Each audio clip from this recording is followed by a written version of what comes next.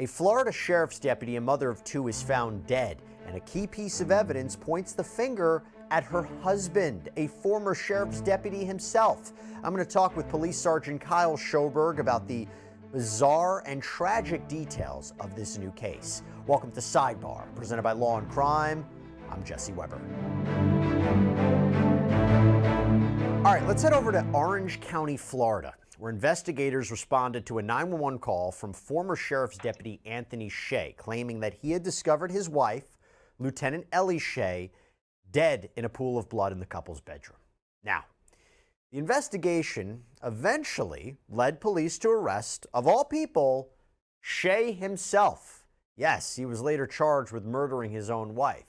Shea had been working as a sheriff's deputy for nearly 18 years and even alongside his wife for some of those years. So the question is, how did we get here?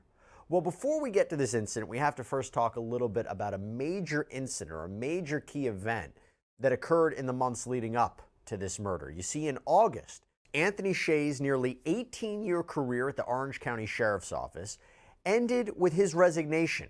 This after an internal investigation. The office released a statement reading, quote, that he resigned earlier this year while under investigation for allegations that would have resulted in his termination. So what is this all about? What were these allegations? Well, it turns out that Shea had allegedly cheated on his wife Ellie, and as a matter of fact, he not only had an affair, but it allegedly occurred while he was on duty. So, with all of this in mind, these two having worked together, then the affair leading to Shea's resignation, how do we get to Shea being charged with his wife's murder? Well, let's start with the version of events that Anthony Shea told police. And this is all coming straight from the affidavit for his arrest warrant that we actually obtained. So just keep that in mind.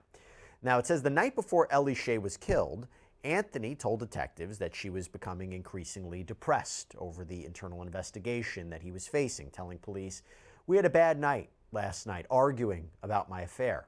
He went on to say that the following day, Ellie called in sick from work and he took the children to a Publix grocery store. He said to give her space.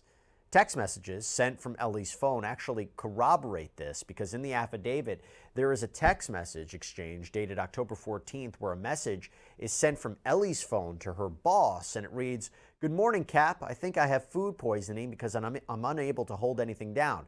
If you're okay with it, I'm going to sit today out."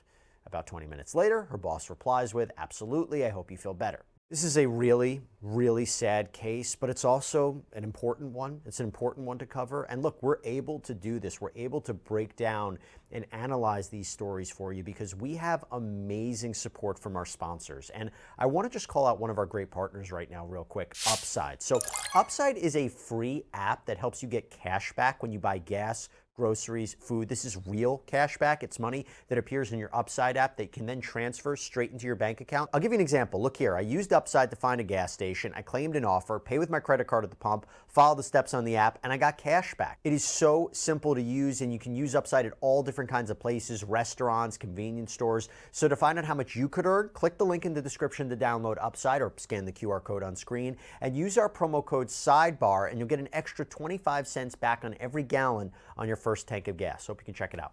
Now, regarding Anthony's trip to Publix, there was another text message that was sent later that day from her phone where it appeared to back up what he told police, because it says, "I can't do this anymore. Please understand, it's too much what you did to me. I can't anymore. Take the girls for a drive. Give me space, please." Okay. Well, when Anthony returned home, he says that he discovered his wife on their bed with a gun on her chest, a wound to her temple, told police that he called 911 upon discovering her, performed CPR until paramedics arrived. Shea suggested that this gruesome scene was a result of a self-inflicted wound, but investigators started to look into this and they uncovered details that didn't quite match up with what Shea was telling them.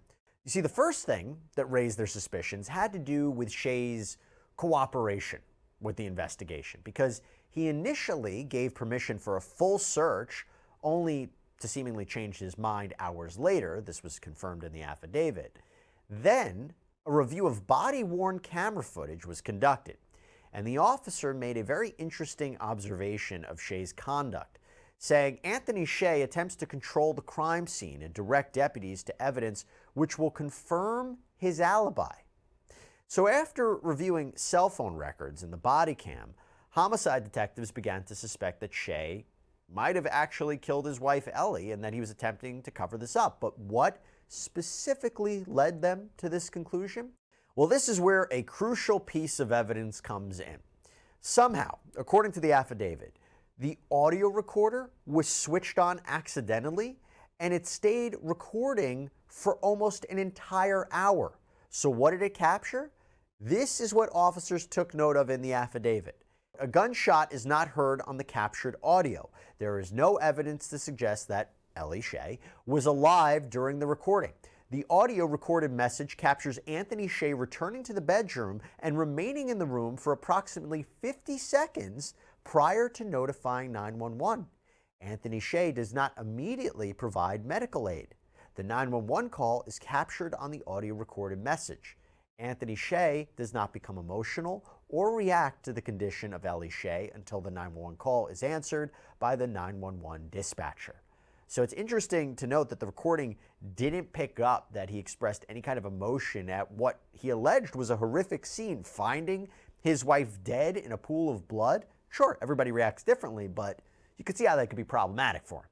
And so investigators, they believe that Ellie was alive and sent the text message to her boss indicating she was sick, but they believe that that was one of the last messages that she sent before Anthony Shea went upstairs to the couple's bedroom and shot her in the head. That's the allegation now.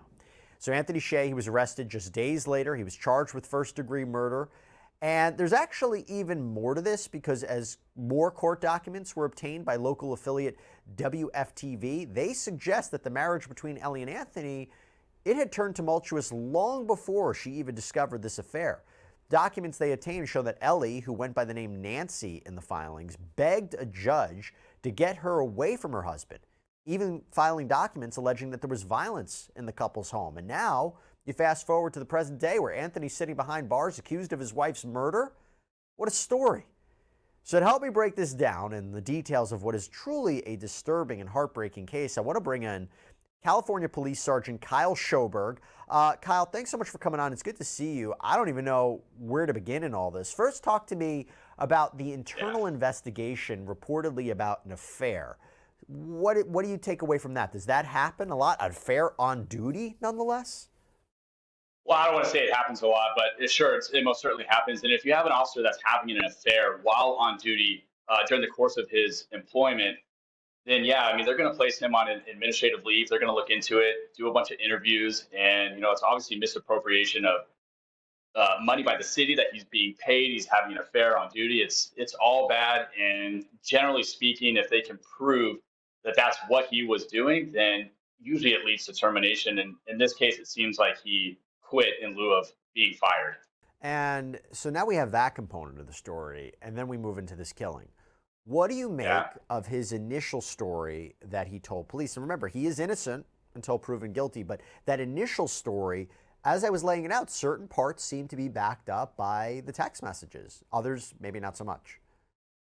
Yeah, well, I think in this case, he's a police officer, and he was a cop for over 18 years. I mean, he knows the game. I mean, he's been to homicide scenes. He knows how these things are going to get investigated. So he's trying to use the cell phone, which is a crucial piece of evidence that we all use in law enforcement, especially in today's day and age. I mean, your phone contains everything. So I think he was trying to use that angle. I think where he really messed up was it says that the audio recording was inadvertently turned on, which obviously he was unaware of. And throughout that entire time when she was texting him, he's leaving the house, there's no sound of gunshot. So that alone is pretty compelling to show that how would she have shot herself if there's no sound of gunshot, yet he's communicating with her. So I think he was trying to use, obviously, the cell phone as a tactic for his alibi, and it backfired on him when he somehow turned on her audio recording, and it just proves his alibi. And then going back to him calling 911 and not having any type of emotion, I mean, I understand their relationship was bad. They're going through potentially a divorce, but I'm sorry, that's his wife. They have children together, and a lot of times investigators do go back and listen to those 911 recordings because they can't. That is pretty telling when someone's calling 911 and he's showing no type of emotion in his voice that he just found his wife potentially deceased and shot in the head. And then he's not willing or wanting to provide CPR on her. I mean, look, as cops, we respond to calls all the time. We don't know these people, and we perform CPR. I mean, if that's your wife, that's your loved one, you're going to do those things, no matter how gruesome you think it is. Or that's just hard to believe that he wouldn't do that. And then he's trying to control the scene. At one point in the affidavit, it says that he's literally holding their iPad and he's telling the deputy, "Look, here's a timestamp when she was texting me." He's wanting to divert their attention towards his own alibi, which is that is just odd in those type of circumstances. I've been to a lot of suicide scenes, and they're heartbreaking, and you feel for the family. And I can't say I've never had anybody actually do that. So those are all things that just compile against him. I guess the counter argument with that be he is a member of law enforcement. It is his home. Shouldn't he not direct law enforcement, the investigators? Hey, look at this. It wouldn't be outside the realm of possibility for him to direct the scene because it's so unique to his environment. Or would this be a situation you need to step back and let us do the investigation? I'm just trying to anticipate ways that he might be able to argue this at a trial. You could argue that, but I think when you put yourself in a human perspective, just finding your wife dead, you have your kids are there. I don't think the first reaction of somebody who found their wife deceased would be to pull up an iPad and start proving your case that you weren't the one that did it. You would think that you would let the detectives, do their investigation, and then when that time comes to give your statement, all those things are going to be laid out there. But for him to actually, while they're on scene, to be really pushing it to show that, hey, look, no, I was texting her or she was texting me while I was gone with the kids. It's extremely unusual behavior. And I would say, again, playing devil's advocate here for the defense, people respond to tragedy in all different ways. People would respond to a scene like that in all different ways. Is it always the case that, you don't show emotion, you're complicit in what happened? Yeah, sure. I mean, you're right. Everybody does show emotions different. I mean, as a police officer, he was a cop for 18 years. He's been to several of these types of calls. But again, I think you circle back to it is his wife, it's his loved one, it's the mother of his kids. That's a completely different dynamic. And so could he argue that that's just the way he handles trauma? Sure. But again, if you go back and look at all the digital evidence that they have with the text messages, that's pretty hard to prove his statement and alibi. I mean, I think and look, I'll say even the video, the recording is pretty bad in and of itself. I do want to ask you the idea of if he's this meticulous, and we'll talk about the ability to stage a scene in a minute, but if he's this meticulous and killed his wife, is it strange that he first consented to a search and then said, actually, no? I mean, he would have to know that seems suspicious, right? Well, I think it would look more suspicious on his part if they're like, hey, they're wanting his full cooperation. If he had nothing to do with this, why wouldn't you hand over your cell phone and give consent to search the house and your phone? That could have been the angle that he was going. And then maybe he started to learn that they're looking deeper into this. And then that's when he decides, okay, if they're going to start looking at me like I'm a potential suspect, I think anybody should invoke their rights and, hey, not give consent to start searching your house, your phone. That's to protect yourself. So that's probably the route that he went down. And honestly, as an investigator, if you're there at a suicide scene and you're starting to think this might not be a suicide, you're probably going to want to go with the search warrant route anyways, and not just go off of consent. When you're investigating a case like this, what are some of the telltale signs you look for to point to the idea that the scene was possibly staged? Are there things that jump out to you immediately? What do you think they might have been looking for? Walk us through that.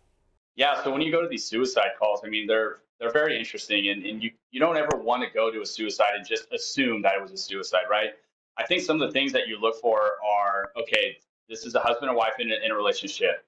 They're going through a divorce. They had an argument the night before. He was having an affair with somebody else. He quit his job in lieu of termination. She's filing court documents against him, trying to obtain restraining orders. You start looking at all of that, and as an investigator, even as a patrol cop, you're on scene for something like that. Things just aren't adding up, and you're going to want to give that the fullest amount of attention and investigate everything until you reach a dead end to prove that it's not or that it is suicide. And how difficult is it to stage a scene like that? Well, I've never staged a suicide scene, so I don't know. That's good. That's good to know. I mean, but most people, yeah. is it sloppy? Is it? Do you look back and you say, it's not the easiest thing to stage, or is it? I don't know. Yeah, I would agree with you. I mean, I think people, especially a prior police officer who's been to probably dozens of these, thought he could stage a suicide. The problem is, especially someone that has shot themselves. I mean, guns land in different ways. They fall out of your hand differently. You're going to have gunshot residue on the person's hand, the victim's hand. Would he have gunshot residue on him? It would depend if he's washed his hands. And then the affidavit said while the cops were on scene, he washed his hands. So that would all be problematic. But I mean, you could probably do your best to stage a suicide scene. And I'm not saying it hasn't worked, but the reality is when all that evidence starts compiling up and they start looking more and more into it, you're going to have experts that come in and can disprove a lot of things. And an interesting note for women who actually commit suicide, generally speaking, and there's data out there to prove this, but they actually shoot themselves in the chest often and not in the head. So, oh wow, that also could be a red flag for an investigator on scene to just one more thing to look at. Any idea why that is? I think the belief is that women take pride in themselves. I've been to a lot of suicides with women where they actually, I've seen women put their wedding dress on. I've seen them dress very nicely, put makeup on. And I think the theory is they don't want to disfigure their face at all. And so they'll shoot themselves in the heart or in the chest. Wow. One thing we didn't touch upon, little weird, motive, because it's not like Shea was trying to cover up an affair. His wife already knew about it. He was already resigned because of the discovery of the affair. And this seemingly was a source of contention between them. It seemed like she was troubled by it, but it wasn't like he was trying to hide it in any way or prevent it from ending his marriage or prevent it from his job being lost. It just feels strange. If he did this, what would be the motive? And as I've said this before 1,000 times, prosecutors, they don't have to prove motive. It's impossible sometimes to know why somebody did it. You can't prove that. But why do you think he did this, if he did this? Yeah, like you said, it's not so much the motive. I don't know. I think if you think about it, I've been to a lot of homicides, and especially we have couples like this, you're going through a divorce. Sometimes it just boils down to not wanting to give up custody of their kids, wanting to have their children full time. Who knows? It could be anything. But yeah, you're right. It is odd that it wasn't like he's trying to cover this up. He's probably not trying to be with this other woman. It seemed like maybe he was trying to make their marriage work. I don't know. But I think a lot of times this stuff gets really ugly and divorces get ugly, and it boils down to a lot of times just custody of kids. And look, to put a human element on this, the Orange County Sheriff John Minas issued a statement surrounding the death of, again, his former colleague. And it reads in part, "We have all struggled this week with feelings of shock, grief, and guilt while we tried to make sense of Ellie's death, which was meant to appear as a suicide. We pray for her 2 girls, the rest of her family, and all of those who love her." Now, Kyle, as we finish this up, obviously the death of a member of law enforcement is always a sad day. It's a tragedy. But the idea that it was allegedly perpetrated by another member or former member of law enforcement, does that get you angry? We've talked before about cases where law enforcement have been found guilty of wrongdoing or accused of wrongdoing. Does that get you angry when you see something like this? Yeah, I think anytime you see stuff like this in the law enforcement community, it's a scar not only on the entire community of law enforcement, but I mean, that's a huge scar on that agency. I mean, they have to deal with one of their own killing another one of their own superior officers. She's a lieutenant at the agency. I mean, she's at an executive staff level. So that's tough. I mean, think of all the people that know them there, who were friends with this guy, who are friends with her. It's devastating. But honestly, I truly think that the biggest victims in this whole thing are going to be those kids that they have. I mean, they lost their mom, and now if their dad's found guilty, they're gonna lose their father too. And so they just lost both their parents over this entire thing. Really, really sad case. Really, really disturbing case. And hearing how it unfolded is just incredible. Sergeant Kyle Shoberg, thank you so much for coming on. Really appreciate it, sir. Absolutely, Jesse. It's always a pleasure. Thank you. All right, everybody, that's all we have for you right now here on Sidebar. Thank you so much for joining us. And as always, please subscribe on Apple Podcasts, Spotify, YouTube, wherever you get your podcasts. I'm Jesse Weber. Speak to you next time.